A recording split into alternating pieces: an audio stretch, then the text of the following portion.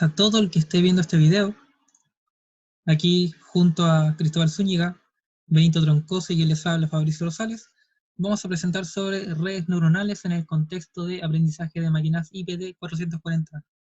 Para comenzar esto, primero vamos a ver una función de una red neuronal. ¿Y cómo vamos a hacer esto? Vamos a ir paso a paso. Entonces, a partir del modelo lineal para regresión y clasificación, vamos a extender la estructura para una red neuronal. Lo que ven en pantalla es lo mismo que se usa para realizar, como bien dice ahí, regresión y clasificación, donde Y es la salida, que depende de X, W, donde ambos son vectores, uno es la entrada y otro un parámetro, y eso lo podemos resumir como que va a ser igual a una función de una sumatoria de estos parámetros por otra función que depende de la entrada, ¿ya? Como nosotros queremos extender esta estructura hacia una red neuronal, phi sub j puede que tenga parámetros. En tal caso, se van a agregar al modelo, ¿ya? Durante el proceso de entrenamiento, todos los parámetros se van a poder ajustar, junto con los coeficientes W. Y estos coeficientes W son conocidos como parámetros adaptativos. Entonces, para empezar, construimos una combinación lineal de las variables de entrada, como se puede ver aquí, donde ese superíndice indica que estamos en la primera capa, ¿ya? Y esos parámetros vamos a conocerlos como peso. Le vamos a poner el nombre peso, de weight, del inglés. Y ese peso que está solo se conoce como parámetro de sesgo o bias, ¿ya? Y este A sub j, todos ellos son conocidos como activaciones. Si se fijan, va desde 1 hasta m. O sea, vamos a tener m activaciones. Entonces, ahora cada A sub j, cada activación va a ser transformada mediante h, que va a ser otra función. Y aquí, claro, generalmente se usa sigmoide logística. ¿Y por qué? Más adelante lo vamos a ver.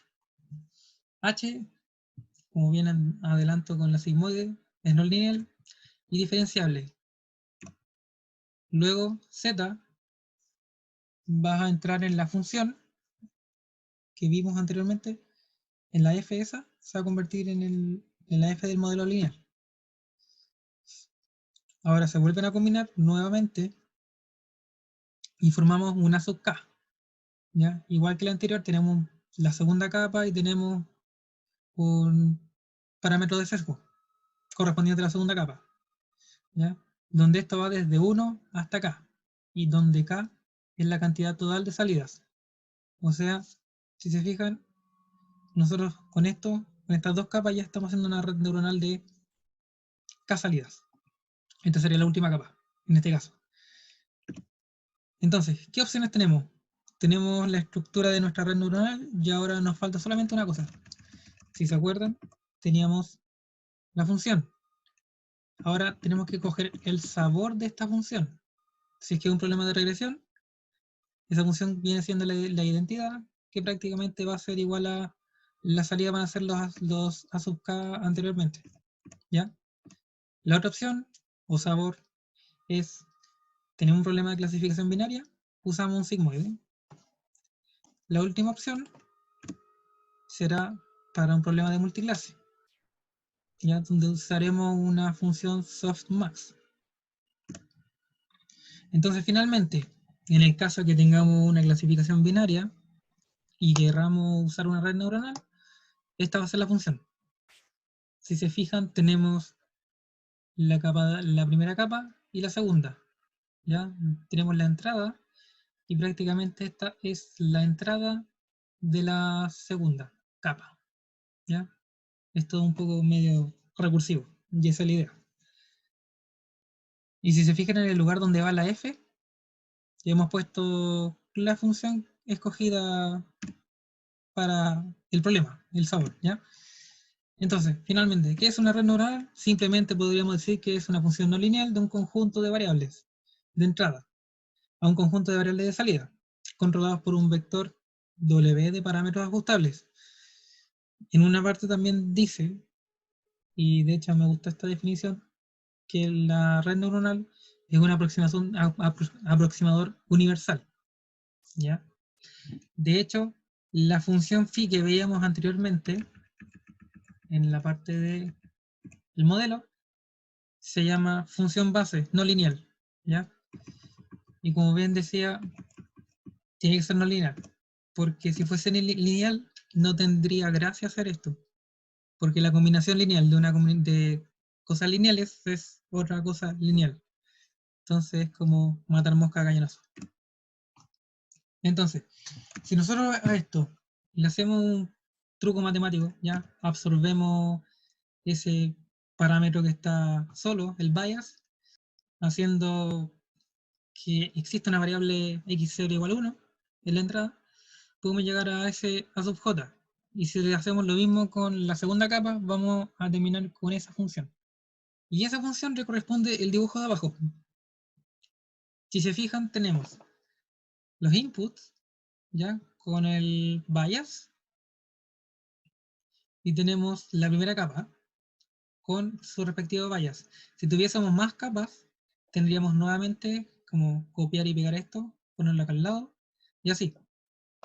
Ahora, algunas veces, algunos en la literatura, bueno, y en el libro, en el caso del libro, usan la primera capa va a ser la primera que viene luego de la entrada, la segunda sería la que viene, la tercera es la que viene. ¿Ya? En este caso tenemos solamente dos capas. Y la segunda capa llegaría hasta acá, hasta la salida. Otra forma de ver esto es que las capas solamente serán consideradas las distintas que están en el medio, entre los extremos. O sea, el extremo 1 sería la entrada y el otro extremo sería la salida. Y viéndolo de la otra forma, como les digo, las capas serían todas las cosas que están entre medio. Ahí tendríamos la capa 1, la capa 2, la capa 3, sin considerar la salida como una capa como propiamente tal. Ya esas son dos formas de verlo. En el caso del libro lo ve como considerando la salida como otra capa adicional. Ya por eso aquí es la capa 1 y esta es la capa 2. Y todas las capas que están en el medio están ocultas. ¿Ya? Y de hecho cada uno de estos nodos, por lo mismo se les llaman hidden units. ¿Ya? Porque son nodos ocultos que no se ven hacia afuera. Ahora que ya conocemos los nodos ocultos y cómo va la estructura de la red, vamos a analizar un poco lo que es el weight space, que es el espacio de pesos, ¿ya? ¿Y por qué symmetries? Porque resulta que múltiples opciones diferentes de pesos, de un vector de pesos, va a dar la misma función de relación entrada y salida. ¿Cómo puede ser esto posible? Bueno, por ejemplo, si tenemos m hidden units, teniendo la función tangente hiperbólica, si se realiza el cambio de signo a algún peso y sesgo para un patrón de entrada en particular, ¿ya? El signo de la función de activación será cambiado. ¿A qué se refiere esto? Imagínense que la entrada, le cambiamos los signos a la entrada, ¿ya? A la un hidden unit, resulta que la salida se va a ajustar automáticamente en la red. Por eso se dice que existe simetría, porque el cambio va a ser compensado al final, el cambio de signo. Entonces, un vector con todos los pesos posee 2 a la m menos 1, vector equivalente, donde m, insistiré en esto, viene siendo la cantidad de nodos que hay en esta capa en particular. ¿Ya? Entonces, tenemos esa cantidad equivalente y para m hidden units existen m factorial formas de ordenarlas, por lo tanto, tenemos un factor de simetría del espacio de pesos igual a la multiplicación de estas dos cantidades, m factorial por 2 a la m, para una capa en particular. Ahora vamos con el entrenamiento. Ya vimos un poco qué es una red neuronal a modo general y cómo se forma y su estructura. Ahora vamos a entrar en la red neuronal y ver cómo funciona el tema de los parámetros. Entonces, estamos listos con eso y nos falta ahora ver los parámetros, ¿ya? Donde claramente es necesario realizar un buen entrenamiento para que no nos pase algo como esto. Entonces, imagínense que tenemos un conjunto de entrenamiento, ¿ya? Con variables de entrada y target. Este es un caso general. Nosotros lo que vamos a querer para entrenar la red neuronal va a ser minimizar el error. Al minimizar el error, vamos a estar encontrando los pesos que minimizan el error para este conjunto de entrenamiento. Esa es la idea básica. Además, también podemos interpretar probabilísticamente la salida. Esto va a ser muy útil para el análisis que vamos a realizar de aquí hacia adelante. Donde decimos que t será dependiente de la entrada. Y si lo vemos desde el punto de las probabilidades, podemos asumir que tendremos una distribución gaussiana con un parámetro beta, que viene siendo la precisión del ruido gaussiano. ¿Ya? Que si se fijan aquí, el parámetro beta está en el lugar del sigma al cuadrado. Entonces, este es el caso general, ¿ya? Siempre es, tenemos nuestro conjunto de entrenamiento, nuestra entrada, con los targets, que si quieren verlo, no sé, pues en caso de clasificación es la etiqueta, y vamos a querer minimizar una función de error. Y de esa forma vamos a ir entrenando. Además de ello, tenemos una interpretación probabilística de la salida, ¿ya? Entonces, para el caso de regresión, vamos a tener nuevamente entradas y target, que es a lo que nosotros queremos llegar, y construimos la función de máxima verosimilitud. Y en base a esto, nosotros para obtener los parámetros vamos a querer maximizar esto, la función de máxima verosimilitud. Y claro, alguien podrá decir, oye, pero no era que íbamos a minimizar el error. Bueno, resulta de que maximizar la función de verosimilitud es equivalente a minimizar el error.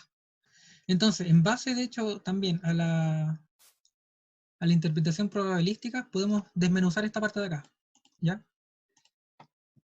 ¿Y cómo se desmenuza? Primero, tomando el logaritmo negativo de la expresión de anterior, ¿ya? Y desarrollando esta matemática, ustedes pueden ponerle pausa al video para hacerlo, si quieren, o verlo más en detalle. Llegamos a la siguiente función de error, ¿ya? Y como bien les decía, ¿cómo calcular esto? Sería maximizando o minimizando. Bueno, partimos de la máxima verosimilitud y le aplicamos un signo menos. Y menos de max es min. O sea, hay que minimizar lo que nos dio. En este caso, si se fijan, solamente tomamos en cuenta la parte de, de la salida y no tomamos la parte del beta y del 2pi. Y vamos a ver por qué. Siempre se sigue esta metodología. Ya en los siguientes ejemplos también lo vamos a ver. Recuerdo que estamos en el caso de regresión. Entonces, la metodología es la siguiente. Tenemos nuestra función de error que se obtuvo con la máxima verosimilitud, ¿cierto? Haciendo todo ese arreglo matemático y con la interpretación probabilística. Y para empezar el entrenamiento, encontramos unos pesos ML. Con estos pesos nosotros los metemos en la función, en la de error, y obtenemos el mínimo. Luego que obtenemos el mínimo de estos pesos, ¿ya? Obtenemos la solución, determinamos el parámetro beta, que también tiene el apellido ML. Y eso sale directo una vez habiendo encontrado los pesos que minimizan esa función de error, ¿ya? Y de esta forma nosotros vamos a entrenar para el caso de regresión, una red neuronal. Entonces, siguiendo la misma lógica, para múltiple objetivo, con independencia condicional sobre X y W, con ruido de precisión beta compartido, entonces, ahora pasamos al mundo más vectorial, ¿cierto? Y aparece una identidad aquí multiplicando el beta, netamente porque es un ruido compartido. Entonces todos tienen el mismo. Para el caso del argumento de aquí de la gaussiana, tenemos también vectores, porque claro, estamos con múltiples objetivos. Entonces se sigue la misma idea, ¿ya? Se construye la función de máxima verosimilitud, se aplica menos log, se llega a una función de error, cuya la función de error va a ser esta, de hecho, va a ser súper parecida. Luego a esa función de error les obtenemos los WML, ¿ya? Y luego obtenemos el parámetro beta, ¿ya? Aquí cabe, eso sí, que una de las pocas diferencias aparte de la norma es el número de variables objetivos, ¿ya? Si tenemos clasificación binaria, por ejemplo, si t es igual a 1 tenemos la clase 1 y si t es igual a 0 tenemos la clase 2, consideramos que la salida nuestra va a ser sigma, o sea, un sigmoide, ¿ya? Si se acuerdan de la parte anterior, cuando vimos como los tipos de sabores de helado que podíamos darle a la salida, bueno, para una clasificación binaria se hacía eso, se usaba sigma, ¿ya? En ese caso entonces, nuevamente, hacemos una interpretación probabilística de la salida, ¿ya? Diremos que la salida irá entre 0 y 1, con probabilidad condicional, esa, y la contraria obviamente 1 menos, ¿sí? Y en este caso vamos a tener una distribución condicional de Targes el tipo Bernoulli, ¿ya? Se hace la interpretación probabilística de nuevo, se hace la máxima verosimilitud, se aplica el menos logaritmo de eso y obtenemos la función de error, ¿ya? Y en este caso esta función de error también coincide con ser una función cross entropy, que esto nos puede tener protagonismo más adelante, ¿ya? Y claro, ustedes se preguntarán, ¿y dónde está beta? Bueno, como aquí estamos en clasificación binaria, estamos asumiendo de que las etiquetas están bien hechas. O sea, no hay error respecto a eso, ¿ya? Y bueno, para la fase de entrenamiento nuevamente se minimiza esto, ¿ya? Se minimiza esto y se encuentran los pesos. ¿Y qué pasa si tengo acá clasificaciones binarias separadas? Bueno, nuevamente lo mismo, pero va a cambiar un poco el formato. Vamos a tener una red neuronal con k-outputs y una interpretación probabilística, ¿ya? Bernoulli, ¿cierto? Y claro, haciendo nuevamente el proceso del menos logaritmo natural de la máxima verosimilitud, llegamos a una función de error. Nuevamente no tenemos beta porque asumimos que están bien etiquetados, ¿ya? Y obtenemos esa función de error. Y luego hay que minimizar nomás para encontrar los pesos. Todo esto recuerden que lo estamos haciendo con el conjunto de entrenamiento. Entonces, algo particular e interesante que se va a usar más adelante, que si nosotros derivamos respecto a una salida en particular, ¿ya? El error nos va a dar esto. Para el caso de clasificación binaria es lo mismo. También teníamos esta particularidad, ¿ya? Eso más adelante mis compañeros hablarán de ello. ¿Y para qué sirve? Si tenemos una clasificación multiclase, ¿ya? Donde cada input, ¿ya? Cada patrón de input, x1, x2, x3 y así, está asociado a una clase en particular, teniendo cada clases mutuamente excluyentes, se sigue la misma lógica, ¿ya? Vamos a tener una interpretación probabilística, existen una de cada formas de codificación, y nuevamente máxima verosimilitud, menos logaritmo natural de eso, reducimos y llegamos a una función de error. Y tenemos que minimizar esto para obtener los pesos, ¿ya? En el caso de la salida, como estamos en clasificación de multiclase, usamos la softmax función. Ahora pasamos a la parte de parameter optimization, ¿ya? ¿Y en qué consiste eso? Encontrando un W, cuando aparezca ahí es porque lo digo como si fuese un vector W, que minimice el error. El mínimo se va a dar cuando la derivada sea igual a 0, en este caso como es mundo vectorial el gradiente, ¿ya? El gradiente del error va a ser igual a 0. Resulta que aquí nosotros podemos tener mínimo, máximo o un punto silla, ¿ya? Que los vamos a llamar indistintamente a todos como stationary points o puntos estacionarios. ¿Ya? ¿Y qué tan fácil es esto? No es fácil. ¿Y por qué no es fácil? Existe dependencia no lineal alta de pesos y sesgos, ¿ya? Imagínense en una red con muchas capas. Entonces, ¿es necesario encontrar el mínimo global? No.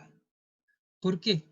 Porque basta con comparar y encontrar una solución suficientemente buena y ya estaríamos listos, porque encontrar una solución analíticamente es casi imposible. O sea, si tienen pocas capas, pocas variables de más. Pero ya cuando la cosa eh, se vuelve en multitud, es imposible. ¿Ya? Existen métodos iterativos para esto, para trabajar sobre el espacio de pesos, como el descenso del gradiente. Y llegamos a la parte de Local Quadratic Approximation. ¿Y qué es? Es una técnica para obtener solución al problema de optimización, basado en la expansión de Taylor sobre la función de error. ¿Ya? Solo hasta segundo grado. Recuerden que la expansión de Taylor era expandir una función, o más bien dicho, aproximarla mediante polinomios, ¿ya? De n grados. En este caso solamente llegamos hasta el segundo grado. Entonces, con esto, en un caso, digámosle hipotético, que encontremos un W que es un mínimo de la función, vamos a tener la igualdad, ¿ya? Si nosotros nos aprovechamos de propiedades que tiene el hessiano con los autovalores, propiedades de los autovalores que recordemos que forman un conjunto ortonormal, ¿ya?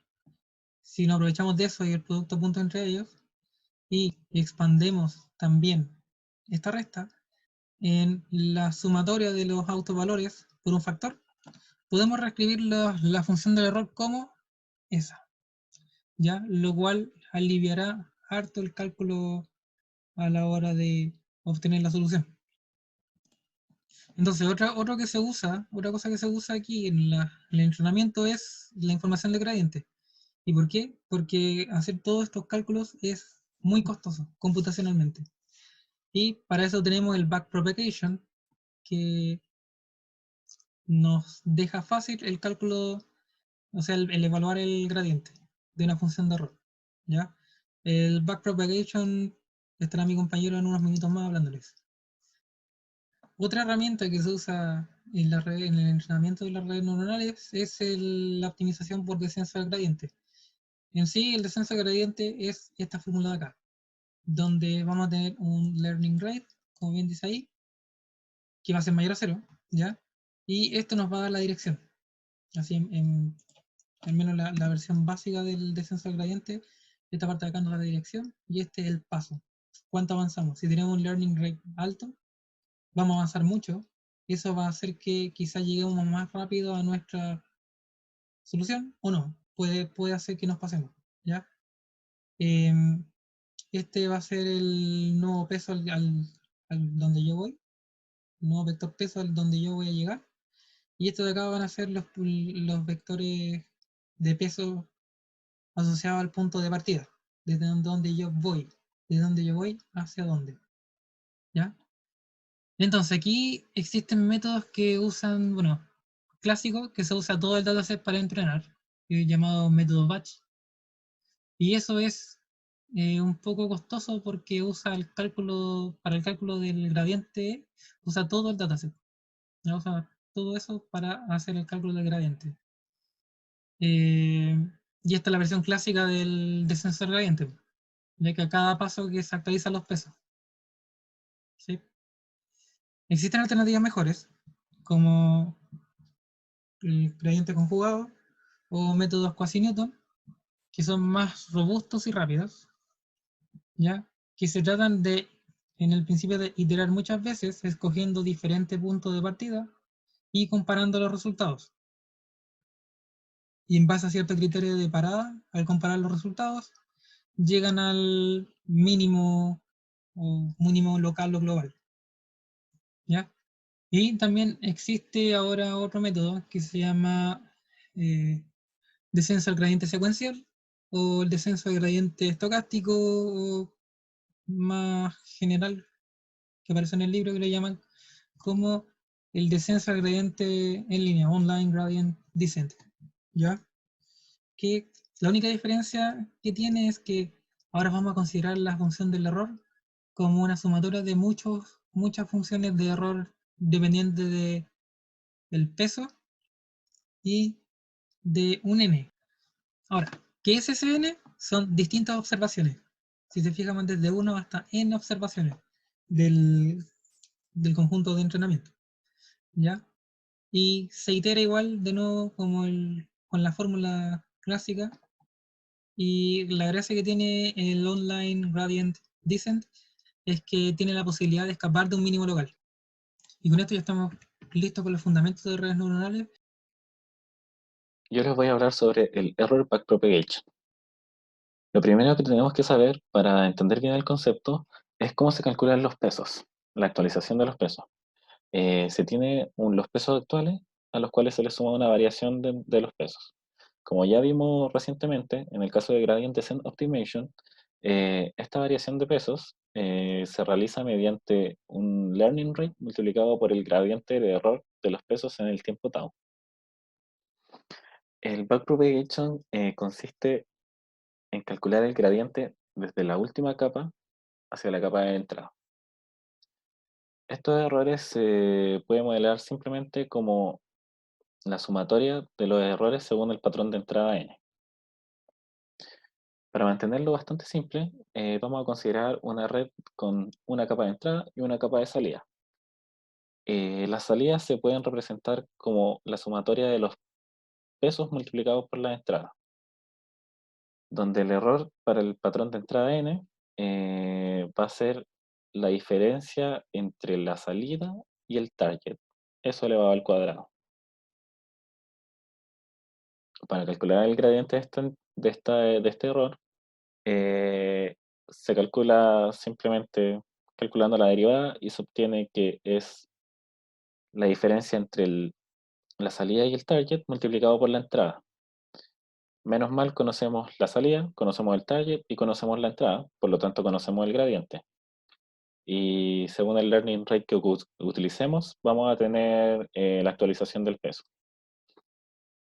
En el caso de una multilayer feed-forward network, se definen las unidades, que son la sumatoria de los pesos multiplicados por ZI. Este ZI corresponde a una unidad de activación que se calcula mediante la aplicación de la función de activación a una unidad.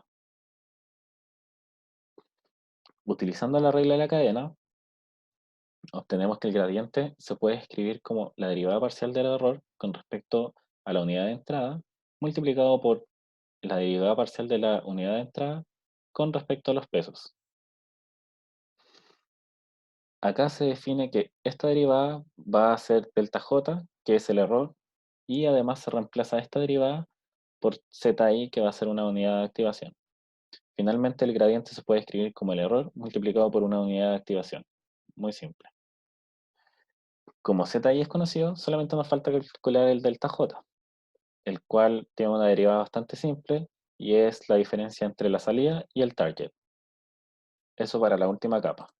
Ahora para las capas centrales y las hidden units, se hace regla de la cadena nuevamente, donde se tiene que el error va a ser la derivada parcial del error con respecto a la unidad de entrada, lo cual es igual a la sumatoria de las derivadas parciales del error con respecto a la unidad de salida, multiplicado por la derivada parcial de las unidades de salida con respecto a las unidades de entrada. Desarrollando esto, llegamos a la ecuación final de backpropagation, que se escribe como que el error va a ser igual a la derivada de la función de activación evaluada en la unidad de entrada por la sumatoria de la ponderación de los errores de salida por sus respectivos pesos. Básicamente lo que nos dice la función de backpropagation es que para calcular un error de entrada necesitas el error de salida. Y es por eso que se llama backpropagation, porque partes del error de salida y vas avanzando al error siguiente, luego al siguiente y al siguiente, hasta llegar a la entrada. Por otro lado, tenemos la famosa matriz jacobiana, que en lugar de realizar las derivadas con respecto a los pesos, se realiza con respecto a la entrada. Esta matriz se define como las derivadas parciales de todas las funciones con respecto a todas las entradas. Bastante simple. Y corresponde a una medida de sensibilidad que permite ver las variaciones de la salida con respecto a cada entrada. Esto nos permite o se utiliza para la regulación de redes neuronales, lo cual vamos a ver más adelante. El cálculo de esta matriz se puede obtener también mediante el método de backpropagation, utilizando la regla de la cadena. Se puede obtener que se encuentra como el término medio acá, y luego realizando el mismo método de backpropagation obtenemos una ecuación bastante similar y es posible obtener la matriz jacobiana para ver cómo se comporta la red con respecto a las entradas. Sin embargo, esta matriz solamente sirve para una entrada. Sirve para medir la sensibilidad con respecto a esa entrada. Si ingresamos otra entrada, necesitamos calcular la matriz nuevamente porque los valores se van a mover demasiado. Bueno, ahora les voy a hablar sobre la matriz hessiana. La matriz hessiana, al igual que la jacobiana, es muy utilizada en este mundo. La matriz se forma por todas las derivadas de segundo orden del error con respecto a los pesos. En este caso, estos pesos se le llama a los mismos pesos en sí y más los biases que existan en la red. Es utilizado por muchos algoritmos de optimización no lineal. Al mismo tiempo, su inversa sirve para identificar las conexiones menos significativas. En otras palabras, nos dice qué conexiones ignorar. También sus valores propios sirven para determinar los hiperparámetros y su determinante para encontrar la probabilidad marginal. Como todo cálculo significa tiempo, se busca hacer aproximaciones fieles al resultado original o real. En este caso, se aproxima la matriz hessiana al considerar solamente la diagonal e ignorar los valores no diagonales dejándolos en cero. Además, esto permite obtener trivialmente la inversa de la matriz, que es muy solicitada en varias aplicaciones. Para encontrar esta matriz se necesitan tan solo big O, W operaciones. El problema es que la hessiana suele ser extremadamente no lineal, por ende esta aproximación se debe realizar con responsabilidad y evitar ignorar información importante de las derivadas cruzadas.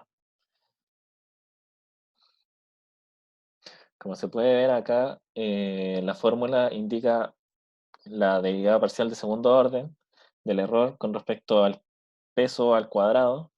Va a ser igual a esta fórmula de acá, que tenemos la unidad de activación y esta derivada parcial que está escrita acá más abajo, el cual todos los valores debiesen ser conocidos. También existe el Outer Product Approximation. Para esta aproximación se calcula el gradiente del error, considerando el error cuadrático, tomando en cuenta que la red ya fue entrenada y IN es bastante cercano al target. Por lo tanto, toda esta parte puede ser ignorada.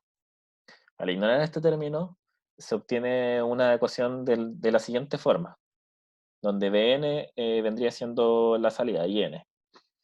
Y precisamente esta forma corresponde al loader product. En el caso de considerar un error que vendría siendo el cross entropy, la aproximación quedaría con esta forma. Este método, al solo usar la primera derivada, el gradiente de IN, el cual se calcula en big O W, requiere poco tiempo para calcular la hessiana, necesitando tan solo big O W cuadrado. La inversa de la hessiana se puede obtener usando la aproximación anterior. Entonces consideramos Hn, que va a ser igual al outer product desde n igual 1 hasta n. Este es el dato importante, ya que ahora la matriz hessiana se puede calcular con los L datos ya obtenidos. Entonces podemos definir que con los primeros L datos que tenemos, una matriz hessiana, y luego actualizar esa matriz hessiana con nuevos datos. Esos nuevos datos serían los L más 1, que vendrían siendo estos acá, se suma a la matriz pasada y se obtiene la nueva matriz hessiana. Pero estamos buscando calcular la inversa. ¿De qué nos sirve esto? Es porque existe la siguiente identidad, que si consideramos que M es igual a HL y el V es igual a B sub L más 1, reemplazamos todos estos valores y vamos a obtener la matriz de la hessiana, va a estar expresada en los siguientes valores que realmente ya conocemos, la matriz pasada y todos los valores. La aproximación por finite difference o diferencias finitas consiste en variar levemente cada peso, obteniéndose la siguiente fórmula, que es bastante engorrosa, y realmente esto no se utiliza porque para cada uno de estos errores hay que calcularlo, todos nuevamente. Entonces el cálculo para realizar o encontrar esta matriz hessiana es de big O W al cubo, lo cual no va a funcionar. Sin embargo, no todo está perdido. Existe una versión mejorada que considera realizar diferencias centrales a la primera derivada de la función error, que si recordamos son calculando usando backpropagate. Como solo hay W pesos a ser perturbados y el gradiente es evaluado en big O W, entonces este método entrega la hessiana en tan solo big O W cuadrado. Y esta es la fórmula para las diferencias centrales y obtener la hessiana. No voy a entrar mucho en detalle en este caso. Finalmente tenemos la evaluación exacta de la matriz hessiana.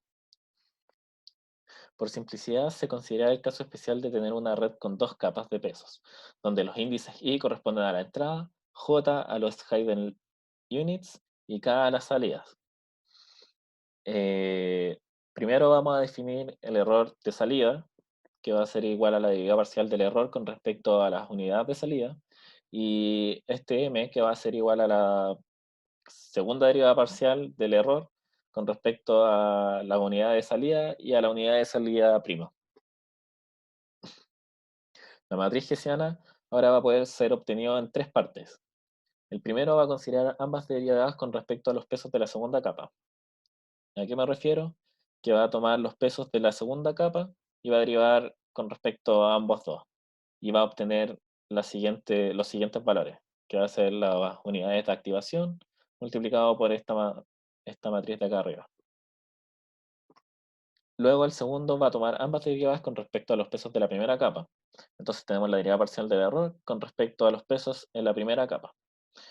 Vamos a obtener esta bonita ecuación de acá, que no hay que asustarse porque en realidad conocemos todos los valores. Tenemos los valores de entrada, tenemos la segunda derivada de la función de activación, tenemos las unidades de las hidden units, tenemos una identidad, los pesos que conocemos, el error a la salida, y todos estos valores ya los conocemos también.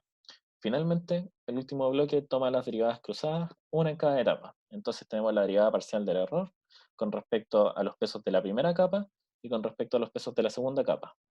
Nuevamente acá no hay que asustarse, conocemos la entrada, la función de activación, las unidades, el error, la identidad, la unidad de activación, el peso, y este h corresponde a una identidad multiplicada por un alfa, que realmente no importa porque se asigna al principio y luego evoluciona y no tiene mucho efecto en la matriz final.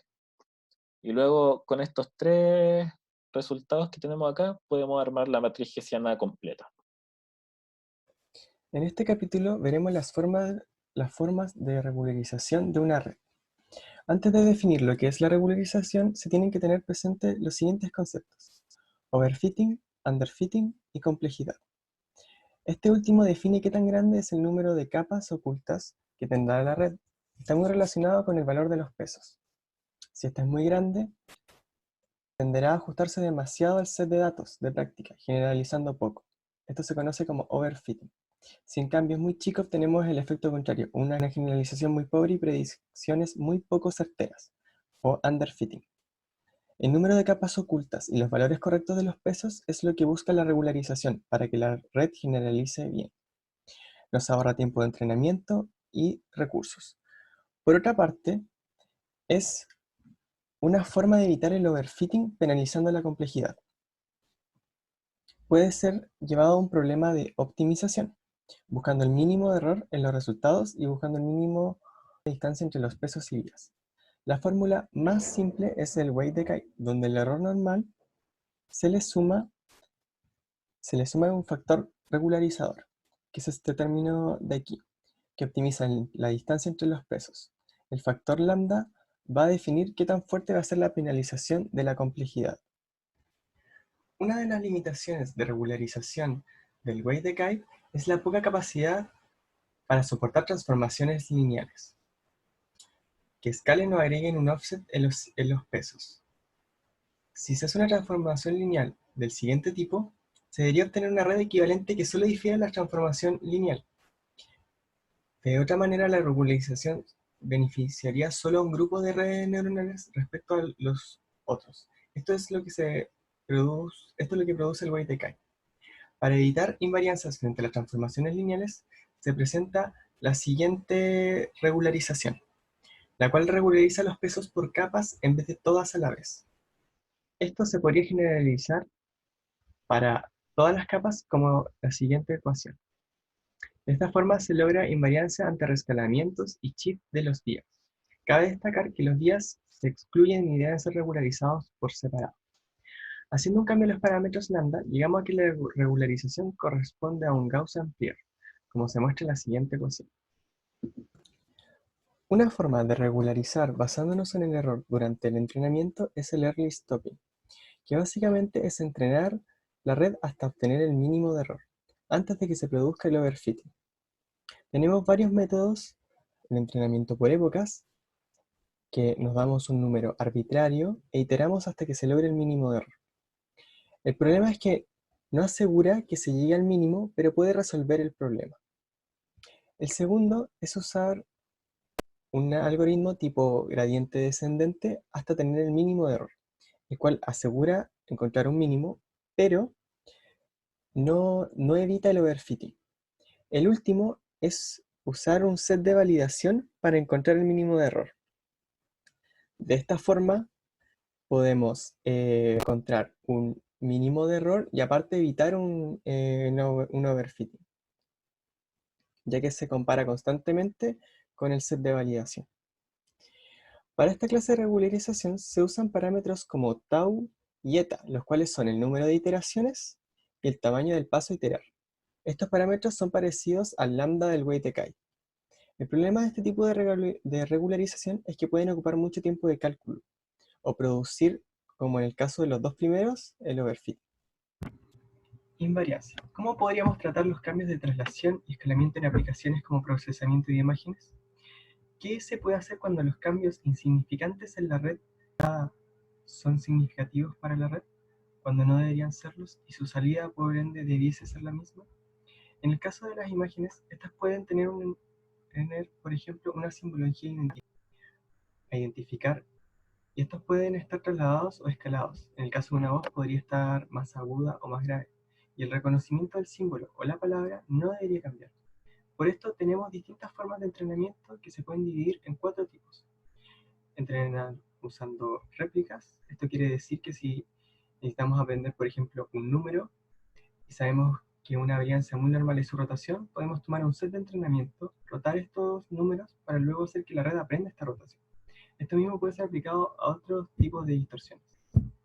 Se puede modificar el error de la función agregando un regularizador, con el fin de penalizar los cambios cuando se produzca una transformación en los datos de entrada. Este método se hablará con más profundidad en la siguiente sesión. Podemos evitar la invarianza eliminándola per se de los datos, usando alguna herramienta ajena a la red, aunque puede llevar a la eliminación de datos útiles también. Por último, podemos construir la red teniendo presente la invarianza según las propiedades requeridas. Esto se puede lograr usando campos receptivos y shared weight. Este tema se verá con más profundidad también más adelante. Una forma de regularización que es invariante ante las transformaciones, rotación, escalamiento, traslación, es agregar una penalización al error. Cada vez que haya una variación, como la anteriormente dicha en la entrada. Para ello, se plantea un input xn, que puede ser una imagen, que está en un espacio manifold M de estas transformaciones. Luego se tiene que la transformación en este espacio estará gobernada por un parámetro chi, que puede ser un ángulo de rotación de 15 grados, por ejemplo, o un movimiento de traslación, etc. Luego, xn recorre el espacio M que está parametrizado por G, surgiendo, por ejemplo, una rotación de la imagen en 15 grados, y así sucesivamente. La función de transformación se define como S de xn de chi. Esta transformará a xn.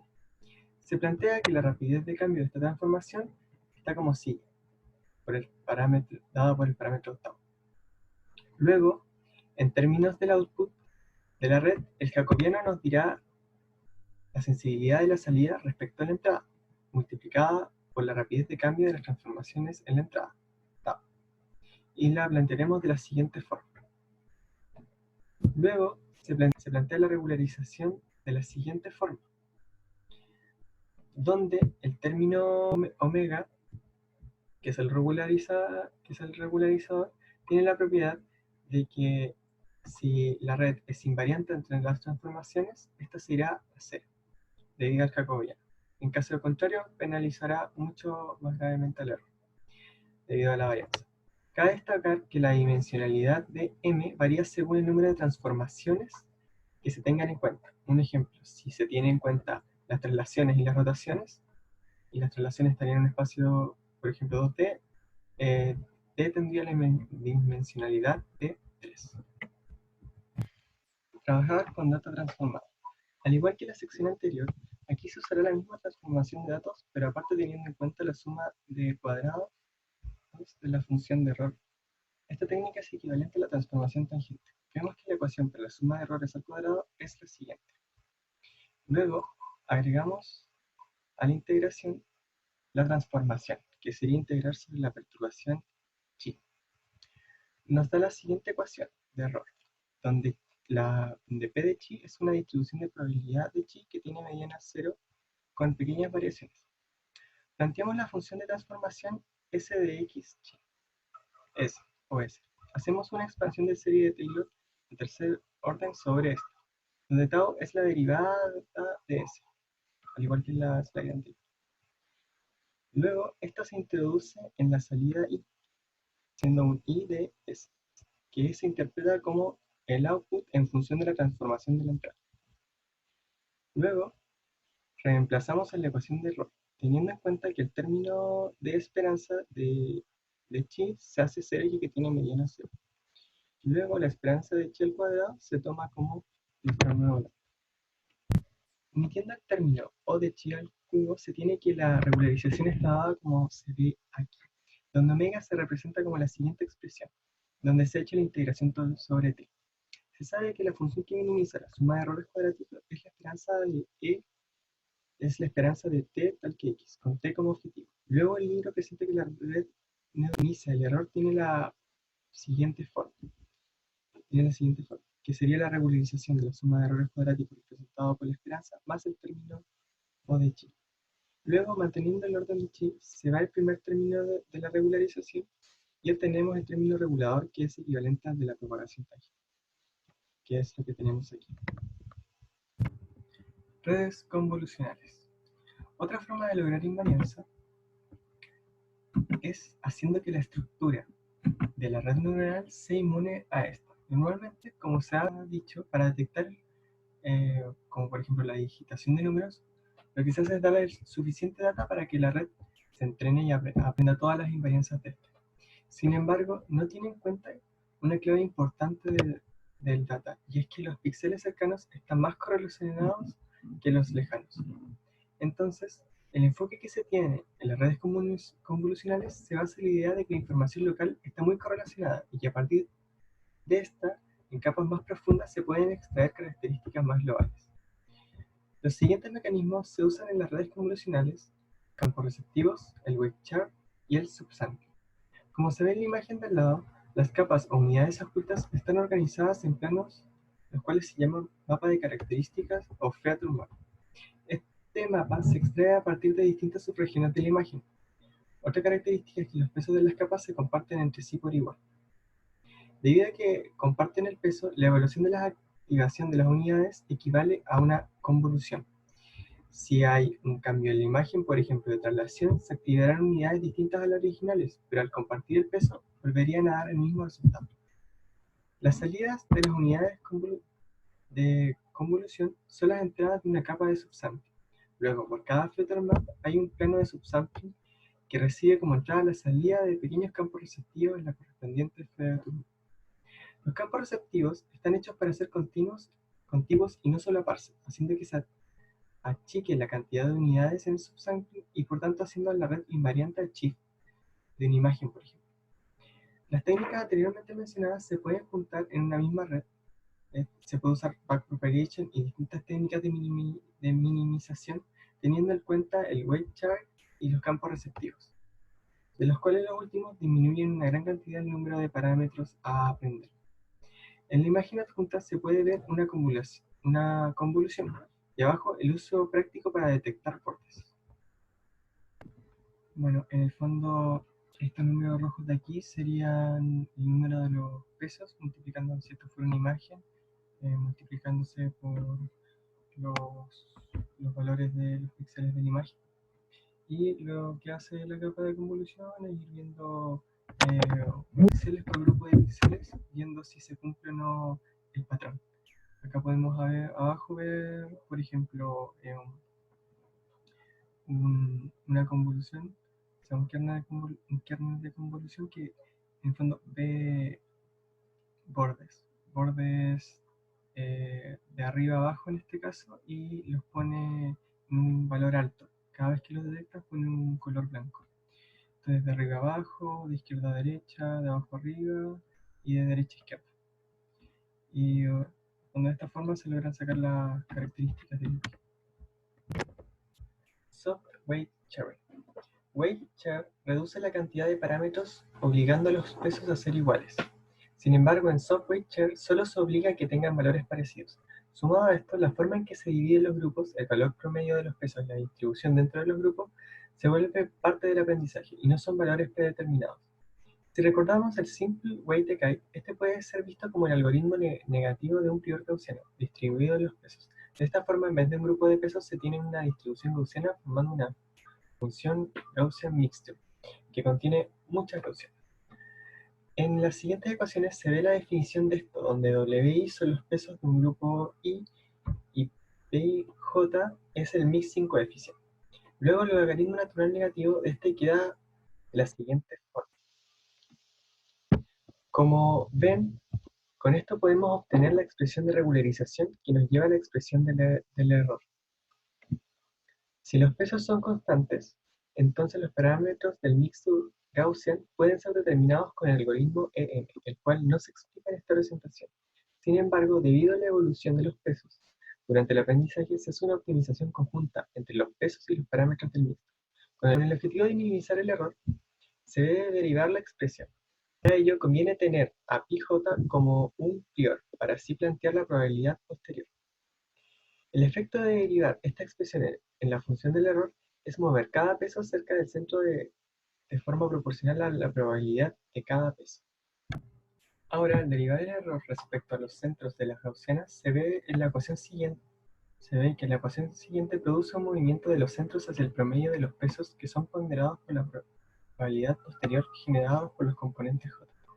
Similarmente, pasa lo mismo que la derivada de sigma, que lleva a sigma hacia el peso promedio de la desviación al cuadrado de los pesos alrededor del centro U sub j, donde también son ponderados por gamma. Para minimizar, vemos a sigma de la siguiente manera. Se obliga a sigma a ser un valor positivo, o minimizando sobre eta. Por último, para minimizar sobre el parámetro pi sub ij, o sea, pi sub j, se debe tener en cuenta que al ser una probabilidad debe cumplir que la suma de mixtures sea 1, ya que es un prior. Luego este puede ser representado al igual que sigma con valores auxiliares usando la función softmax, que aparece aquí. Finalmente, la función de error de la derivada con respecto a eta j para calcular pj tiene la siguiente forma. Al igual que las veces anteriores, pj es llevado hacia el promedio de la probabilidad posterior en